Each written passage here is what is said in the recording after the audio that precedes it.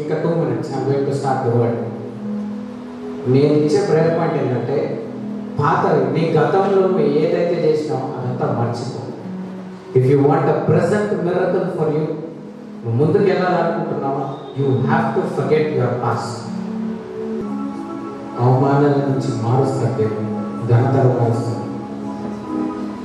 నీ గురించి ఒక్కొక్కరు రకరకాలుగా మాట్లాడుతున్నారే, బాధపడుతున్నావా? వాళ్ళు మాట్లాడలేకున్నాడు. దావీదు గురించి కూడా తన సొంత కుటుంబమే రకరకాలుగా మాట్లాడారు. పనికి మాట్లాడిన నువ్వే పాటకు వస్తావు, కానీ దేవుడు దావీదునే ఎంచుకున్నాడు. నీ గురించి రకరకాలుగా మాట్లాడవచ్చు, దేవుడు నిన్నే ఎంచుకున్నాడు. Pour out, cry, weep. This will be the last weeping in your life. మళ్ళా ఏడవ జీవితం. Don't cry again. I'm challenging you by the anointing of the Holy Ghost. You won't cry again. God will not let you to cry. దేవుని మాటలు విను, దేవుడు చెప్పినట్టు చేయి, నువ్వు ఏడవ. అవమానాల నుంచి మారుస్తాడు దేవుడు, ఘనతలు మారుస్తాడు. నీ గురించి ఒక్కొక్కరు రకరకాలుగా మాట్లాడుతున్నారే, బాధపడుతున్నావా? వాళ్ళు మాట్లాడలేకున్నాడు. దావీదు గురించి కూడా తన సొంత కుటుంబమే రకరకాలుగా మాట్లాడారు. పనికి మాట్లాడినాడు, నువ్వే పాటకు వస్తావు, కానీ దేవుడు దావీదునే ఎంచుకున్నాడు. నీ గురించి రకరకాలుగా మాట్లాడవచ్చు, దేవుడు నిన్నే ఎంచుకున్నాడు. అంతకుముందు పోస్టర్ ఎక్స్ప్లెయిన్ చేస్తాను. ముఖం కనిపిస్తున్నాను, ఇక్కడ కళ్ళు ఏడికి స్టార్ట్ అవుతుంది. ఇది క్లియర్ ఉంది. సైతాన్ గుర్తుపట్టిన 2018 హీడా పక్కకుండా 2018 was his year. 666 one number, 6 + 6 + 6 ఎంత? 2018 was his year. So what will be 2019? 2019 ఎలా ఉండబోతుంది చూద్దాం. అయితే okay, so let's get it. నేను స్టార్టింగ్ నుంచి నేను చెప్తా ఉంటాను మీకు. I will explain from the starting నుంచి. అంటే ఆది కాండం నుంచి నేను క్లియర్గా ఎక్స్ప్లెయిన్ చేస్తాను. ఒక్కొక్కటి నా వల్ల అయినంత క్లియర్గా ఎక్స్ప్లెయిన్ చేస్తాను. సో ఫస్ట్ జెనసిస్లో ఏమవుతుందంటే, దేవుడు అన్ని సృష్టిస్తాడు, మనిషిని సృష్టించాడు. మన మనుషులం కాబట్టి మనిషి దగ్గర నుంచి చూస్తాడు. ఆదముని సృష్టించాడు. దాని తర్వాత బర్రె, నక్క అన్ని సృష్టించిన తర్వాత he created one more being, female, that is Eve. అవ్వను సృష్టించాడు. ఆదము అవ్వను సృష్టించినాక ఇట్ ఈస్ గుడ్ అన్నాడు. అయితే దేవుడు ఒక కమాండ్మెంట్ ఇస్తాడు. ఏమంటాడంటే, ఇక్కడ ఉన్న పండ్లు అన్నీ తిను, ఇక్కడ ఉన్న చెట్లలో ఉన్న పండ్లన్నీ తిను, కానీ ఈ చెట్లు ఉన్న పండ్లు మాత్రం తినకు. ఎందుకు? This is the fruit of good and evil. జాగ్రత్త. ఈ ఫలమును తింటే నీలో మంచి వస్తుంది, చెడు వస్తుంది. మీ ద్వారా ఏమేమి వస్తుంది? మంచి, చెడు, గుడ్ అండ్ బ్యాడ్. ఓకే, అవ్వ శోధనలు పడ్డది, అవ్వ ఫలం తినేసింది.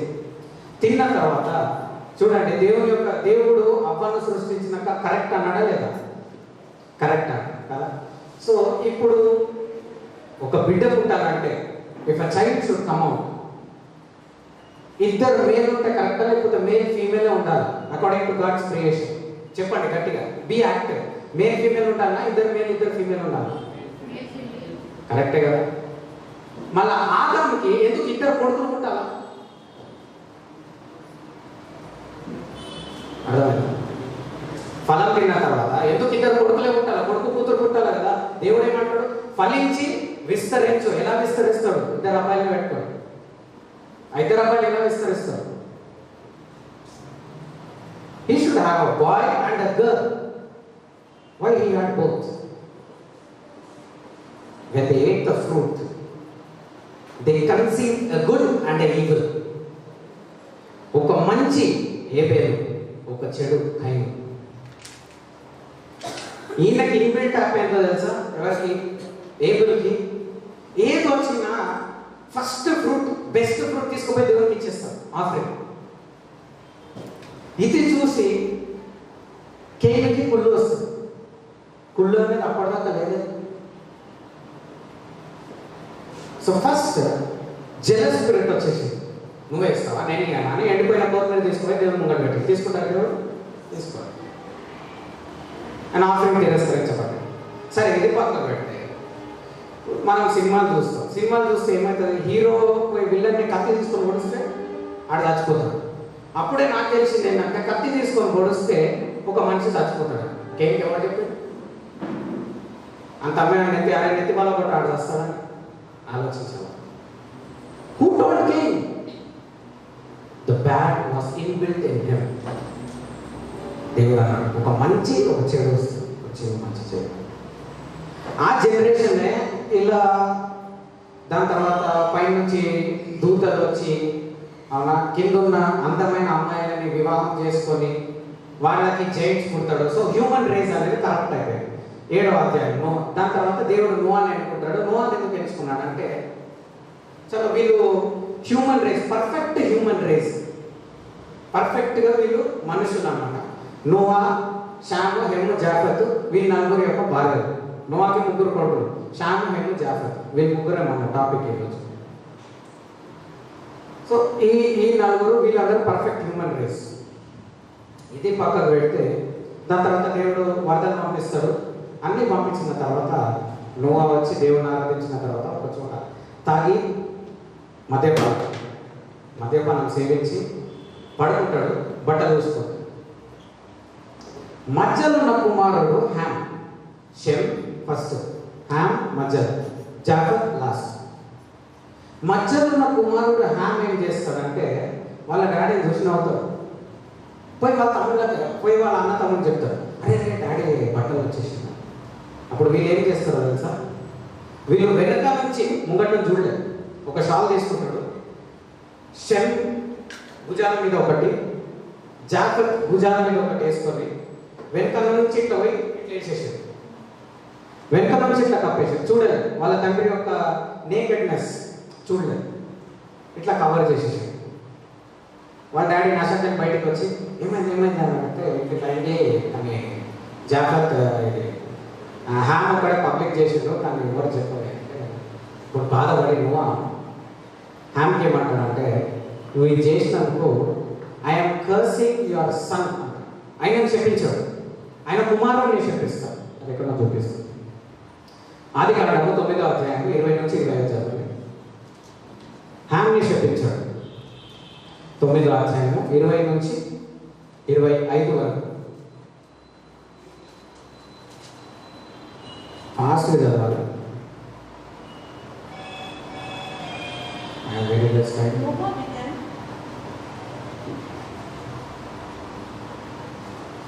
And Noah began to be an husbandman, and he planted a vineyard, and he drank of the wine and was drunken, and he was uncovered within his tent. And Ham, the father of Canaan, saw the nakedness of his father, and told his 2 brethren without. And Shem and Japheth took a garment and laid it upon both their shoulders, and went backward and covered the nakedness of their father, and their faces were backward, and they saw not their father's nakedness. Okay. And Noah awoke from his wine and knew what his younger son had done unto him, and he cursed be Canaan. A servant of servants shall he be unto his brethren. Right.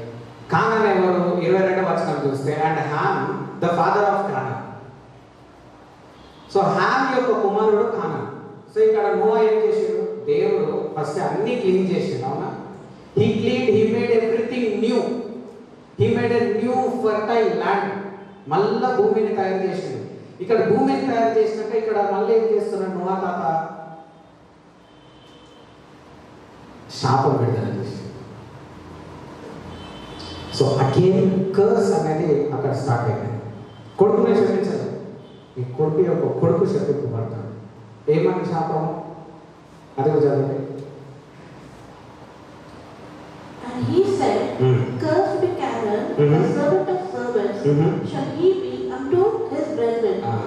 అంటే వాళ్ళ అన్న తమ్ముళ్ళకి వీడు ఎప్పుడు బానిసగానే ఉంటారు. శాపం ప్రకారము వాళ్ళ అన్న తమ్ముళ్ళు ఎవరు, షెమ్, జాఫెత్, వీళ్ళిద్దరికి హ్యామ్ బానిసగా ఉండాలి. హ్యామ్ నుంచి వచ్చే జనరేషన్ అన్ని బానిసగా ఉండాలి, ఈ 2 జనరేషన్స్కి. రైట్, చదవండి. 29 దాకా చదవండి. And he said, blessed be the Lord of Shem, and Canaan shall be his servant. Okay. God shall enlarge Japheth, and he shall dwell in the tents of Shem, and Canaan shall be his servant. 27 verse చూడండి. God shall enlarge Japheth. God shall enlarge Japheth అంటే last కొడుకు, first కొడుకు Shem. Japheth ని enlarge చేస్తాడు. వాడు ఎంత పెరిగినా కానీ అన్న కిందనే. He is under Shem. Shem కిందనే, షెమ్కి మీద కాదు. ఎంత ఎన్లార్జ్ అయినా కానీ వాళ్ళ అన్నకి ఒక పొజిషన్ ఇచ్చేసాడు. ఆయనను మించిన షెమ్కి ఇంకొక పేరు ఉంది. మీరు బైబిల్ క్లియర్గా చదివితే he is a righteous king అంట. Shem is a righteous king. So నీతిమంతుడైన రాజు. ఎప్పుడైతే ఈ భూమి అంతా కడగబడ్డదో దాని తర్వాత అయిన మొదటి రాజు Shem. Shem was the first king. First cursed person was Ham. So అతన్ని కింద ఆశీర్వాదాలు పొందుకున్న వ్యక్తి జాఫెత్. చూడండి, వీళ్ళు ముగ్గురు ఉన్నారు కదా, షెమ్, హ్యామ్, జాఫెత్. వీళ్ళు ముగ్గురికి వెళ్ళి రకరకాలైన కలర్స్ ఎన్నికలు వచ్చింది. ఉదాహరణకు అమెరికా ఎన్నికలు వచ్చాడు. అమెరికా కలర్ తెల్ల ఉంటాడు, ఆఫ్రికా వాడు నల్లగా ఉంటాడు, చైనా వాడు ఆడు ఎట్లుంటాడు ఆకు కదా. అబ్బాయిలు అమ్మాయిలు తేడా కదా, అవునా కదా, అట్లనే ఉంటారు కదా, సేమ్ హెయిర్ స్టైల్ ఉంటుంది. అబ్బాయి అమ్మాయి కదా. ఒక సినిమాలో ఒక జోక్ ఉంటుంది, ఆడ పోయి ఇట్లా భుజం మీద చేయొచ్చు మా తయారు చూస్తే అమ్మాయి, అరే నువ్వు అమ్మాయి అంటాడు, తమిళ ఉంటుంది. ఈ రకరకాలైన ఫేసెస్ ఎన్నికలు వచ్చింది. చూద్దాం, బైబిల్ గ్రంథాల నుంచే చూద్దాం. ఇక్కడ నుంచా తెలిసి read the descendants of Japheth. Genesis chapter 10 verse 1 to 5. జాగ్రత్తగా చదవండి. పేర్లు గుర్తుపెట్టుకోండి, చదవండి, అందరూ చూసి చదవాలి. 10వ అధ్యాయము, అదే ఆదికాండము 10వ అధ్యాయం 1 నుంచి 5 వరకు చదవండి. Now these are the generations of the sons of Noah, Shem, Ham, and Japheth. And unto them were sons born after the flood. The sons of Japheth, Gomer and Magog and Madai and Javan and Tubal and Meshech and Tiras. And the sons of Gomer, Ashkenaz and Riphath and Togarmah. And the sons of Javan, Elisha and Tarshish, Kittim and Dodam. But these were the isles of the Gentiles, divided in their lands, everyone after his town, after their families, in their nation. 5th verse చూస్తే everyone, చూడండి నేను మళ్ళీ చెప్తా, everyone అందరూ were divided after their lands, వాళ్ళ భూములకు వెళ్ళిపోయారంట. After their tongue, వాళ్ళ భాష వేడికి వచ్చింది. After their tongue, from where did the tongue come now? మీరు తెలుగు మాట్లాడుతున్నారు, నేను తమిళ్ మాట్లాడతా. ఈ తమిళ తెలుగు ఎవరు కనిపెట్టాడు? ఏడికి వచ్చింది బైబిల్ గ్రంథం. From where did it come? లోకం నుంచి జ్ఞానం అనేది సాంస్కృతికలు వచ్చింది, అది ఏడికి వచ్చింది. అంతేనా కదా? భాష వేడికలు వచ్చింది, నాకు అర్థం కాదు. అంతకుముందు ఏం భాష మాట్లాడేవాళ్ళు అని నాకు తెలియదు. But what I know is there was only one language. కానీ ఇక్కడ వీళ్ళు డివైడ్ అయిపోయి వాళ్ళ భాషలోకి వెళ్ళిపోయారట. సో ఇక్కడ జాఫెత్ దగ్గర మీరు 4వ వచనం చూస్తే కిట్టిమ్ అని ఒక ఆయన కనిపిస్తాడు. కనిపించిందా? కిట్టిమ్ అని ఉన్నాడా?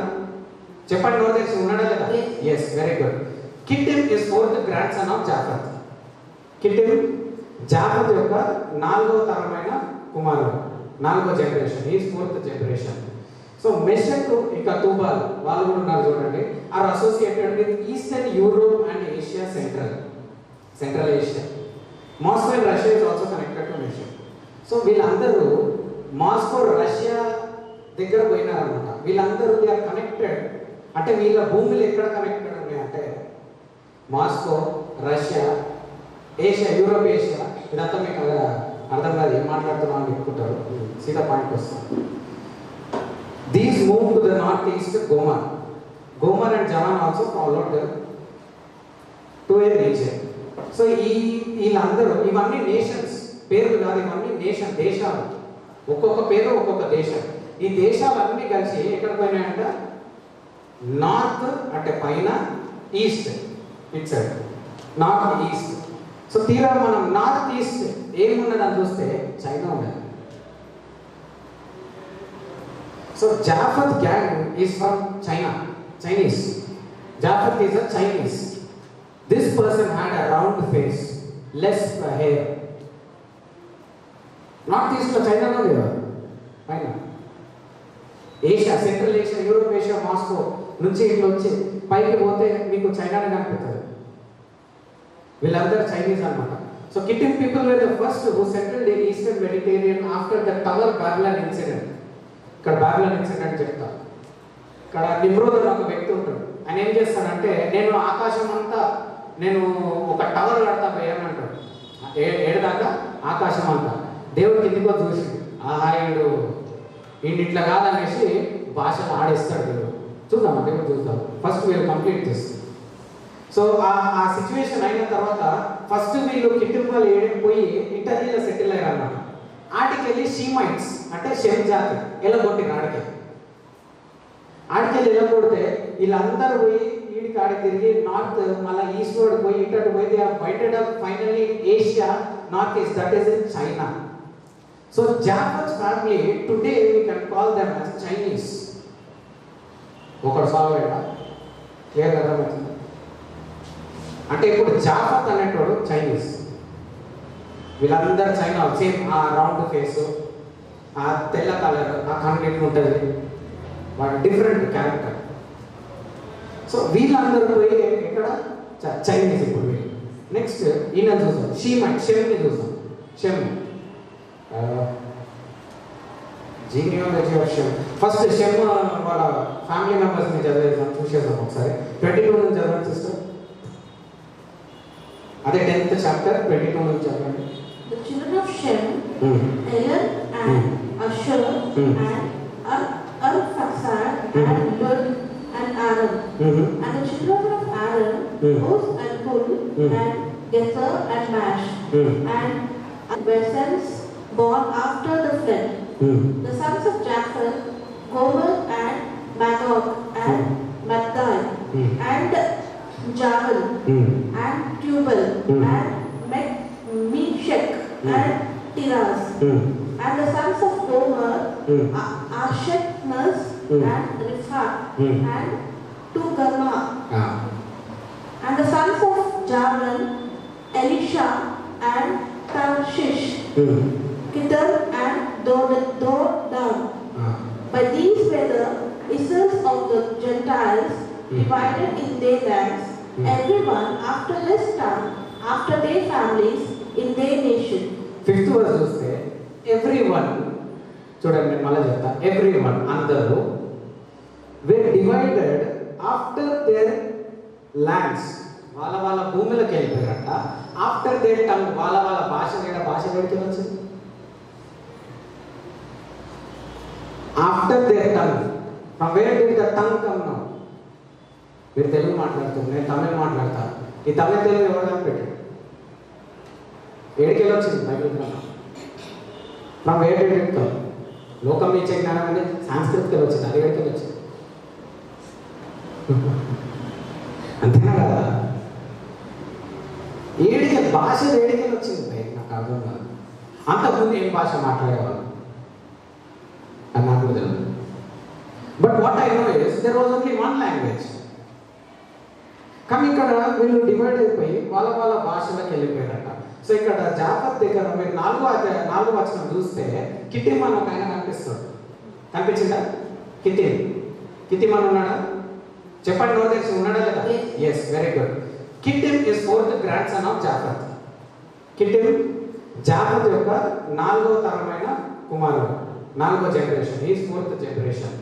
సో మెషక్ ఇంకా తుబాల్ వాళ్ళు కూడా ఉన్నారు చూడండి. Are associated with eastern Europe and Asia, central Asia. Moscow and Russia is also connected to Meshach.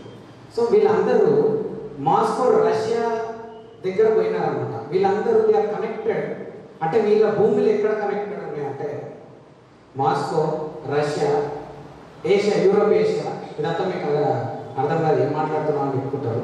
సీదా పాయింట్కి వస్తాం. These move to the north east Ghoomar. Ghoomar and Jawan also followed to A reason.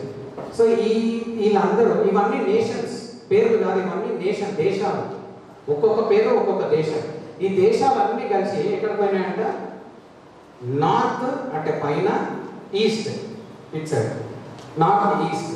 So తీరా మనం north east ఏమున్నదని చూస్తే China ఉన్నది. So Japheth gang is from China, Chinese. Japheth is a Chinese. This person had a round face, less hair. North east లో China లేదా పైన, Asia, central Asia, Europe, Asia, Moscow నుంచి ఇట్లా వచ్చి పైకి పోతే మీకు చైనానే కనిపిస్తుంది. వీళ్ళందరూ చైనీస్ అన్నమాట. So Kittim people were the first who settled in eastern Mediterranean after the tower Babylon incident. ఇక్కడ బాబిలాన్ ఇన్సిడెంట్ చెప్తా. ఇక్కడ నిమ్రోద్ అని ఒక వ్యక్తి ఉంటాడు. ఆయన ఏం చేస్తాడంటే నేను ఆకాశం అంతా నేను ఒక టవర్ కడతా ఏమంటాడు, ఏడదాకా ఆకాశం అంతా. దేవుడు కిందికో చూసి ఆహాయుడు ఇట్లా కాదనేసి భాషలు ఆడేస్తాడు దేవుడు. చూద్దాం దేవుడు చూద్దాం. ఫస్ట్ వీళ్ళు కంప్లీట్ చేస్తారు. సో ఆ సిచ్యువేషన్ అయిన తర్వాత ఫస్ట్ వీళ్ళు కిట్టింపాలు పోయి ఇటలీలో సెటిల్ అయ్యారు అన్నమాట. ఆడికెళ్ళి షీమైట్స్ అంటే షెమ్ జాతి ఎలగొట్టిన ఆడికెళ్ళి ఎలగొడితే వీళ్ళందరూ పోయి ఆడికి తిరిగి నార్త్ మళ్ళీ ఈస్ట్ వర్డ్ పోయి ఇటు పోయి they are waited up finally in Asia north east, that is in China. So Japheth family today we can call them as Chinese. ఒకటి సాల్వ్ అయ్యా క్లియర్ అర్థమవుతుంది. అంటే ఇప్పుడు జాఫత్ అనేటోడు చైనీస్, వీళ్ళందరూ చైనా. సేమ్ ఆ రౌండ్ ఫేస్, ఆ తెల్ల కలర్, ఆ కన్ను ఉంటుంది, వాటి డిఫరెంట్ క్యారెక్టర్. సో వీళ్ళందరూ పోయి ఎక్కడ చైనీస్. ఇప్పుడు వీళ్ళు నెక్స్ట్ ఈయన చూసాం షెమ్ని చూసాం. Shem genealogy of Shem. First Shem వాళ్ళ ఫ్యామిలీ మెంబర్స్ని చదివేసాం, చూసేసాం ఒకసారి. 22 నుంచి చదవండి సిస్టర్. అదే 10th చాప్టర్ 22 నుంచి చదవండి. The children of Shem, Eler and Ashur and Arphaxad and Lud and Aaron. And the children of Aaron, Uz and Hul and Gether and Mash. And Arphaxad begat Salha, and Salha begat Eber. And unto Eber were born 2 Sunday goats which they had gotten in the land of Canaan, and came into Egypt, Jacob and all his seed with him, his sons and his sons with him, his daughters and his sons' daughters, and all his seed brought he with him into Egypt. Right. So ఇక్కడ ఐగుప్తుకి వెళ్ళే వాళ్ళని చూపిస్తున్నాడు దేవుడు. ఐగుప్తులకి వెళ్ళే వాళ్ళని చూపిస్తున్నాడు దేవుడు. Starting నుంచి మీరు బైబిల్ గ్రంథం చదివితే ఎవరిని దేవుడు ఐగుప్తులకు తీసుకుపోతున్నాడు, ఐగుప్తులకు తీసుకుని వస్తున్నాడు. ఈజిప్ట్కి కనెక్టెడ్ లేని వ్యక్తులు ఎవరు ఉన్నారు చెప్పండి. Very good. Israelites were always connected with Egypt. ఒకటి లోపలన పోవాలి లేకపోతే బయట, ఒకటి లోపలన పోవాలి.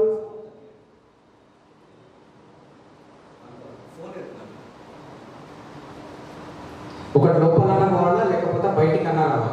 They should either come inside or go inside. They are connected to Egypt. So ఇక్కడ